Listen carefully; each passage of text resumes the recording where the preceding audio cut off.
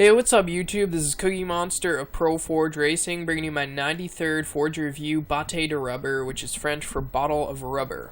This first map here is Gemini, and right there you can see a helicopter that was pulling two pieces of the track that were missing, which is pretty cool. Right here there's three Joshuas all next to each other. In between them there's a shortcut that you'll see in a minute. Right there's another sort of like, there's like a crane sort of thing, and then at the end there's a really cool looking airplane that you actually get to drive on top of, and it just looks really cool, and it's got some great scene around this map. Anyways, B0tteDeRubber was one of the greatest sandbox double-wide forgers in Halo 3.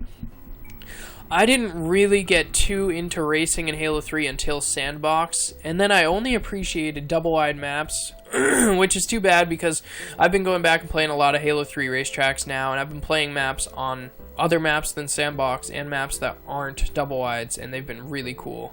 But B0tteDeRubber was one of the best double-wide map makers. You'll see where I put him in my list of 10, which I'm making a video of the top 10 best Halo 3 sandbox double-wide forgers, and he is on that list. Anyways, right here there's a really cool part. There's like an elevator where through like a scenery piece, and then this brings you out to a really smooth double-wide. B0tteDeRubber used to spend like 50+ hours on every single racetrack in Halo 3 to make the smoothness. Right here there's a cool jump on the airplane. So smoothness is something that B0tteDeRubber definitely strives for. He loves giant banked waves. Like the first wave on this map, the very first part of this map, is this giant wave. It just looks so awesome. B0tteDeRubber is a very talented forger. Anyways, this next map here is his second map. They're in a series together. I forget what the series is called exactly, but this map is called Pisces. I don't know how to pronounce it. Pisces. But again, this is a really cool map. This hill, I guess, right there, is like one of the most Halo 3-ish hills I have seen in Reach. It's totally Halo 3-ish. Right here at the very end of the map, which you'll see, there's just a giant turn. There's a little windmill scenery piece, but the turn uses a piece that no one has really used for racetracks. There's also a cave down here with that you kind of drive through with a few little scenery pieces in it, but it's just a giant and nice map.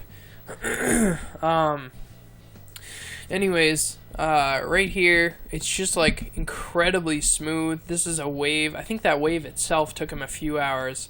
I remember him showing me this map when he just had that very first wave about 2/3 done, and you know, it's just crazy. Right here, this hill here is just so Halo 3-ish. It's very well made, but it's so Halo 3-ish because it's just perfect, it's smooth, it's straight. It uses two pieces side by side, which is something you had to do in Halo 3 at some point.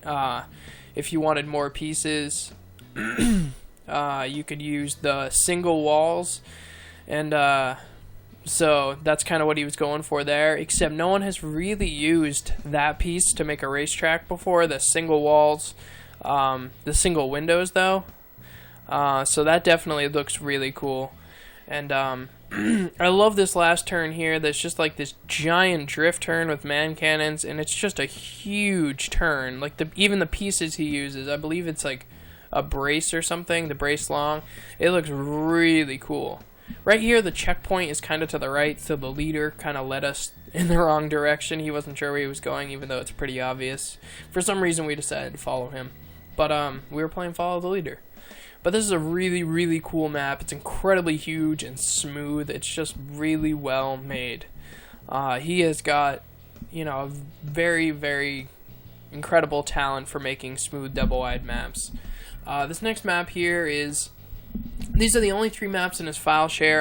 I feel like he has made a few more in Reach, but these were the only 3 in his file share. And anyways, this next map here is called Balefire, and I believe in the description it says SMM 2010, so I'm assuming he made this with SMM, which would make sense because SMM was another one of the best racetrack sandbox double-wide forgers in Halo 3. And this map is just really unique and incredible. I love the start because the start is just like this long part that's not actually part of the map. Usually if the start is off of the map, like not on the map, it's just like a tiny little segment to the side, but that was like way off and it's like underwater, so that's kind of cool. And this map just has incredibly huge like waves. Both of these guys made really good, you know, waves and double wide maps in Halo 3, and they definitely both brought a lot of Halo 3 influence to their maps in Reach.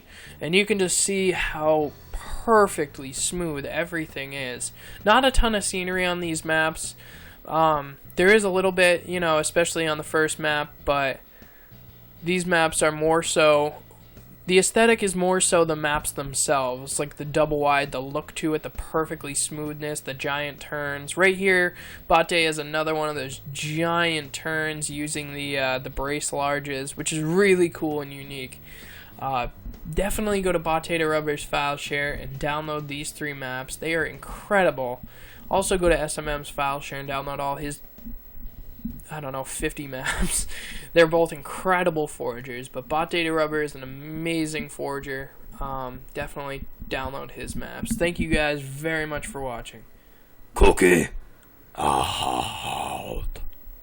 Nom nom.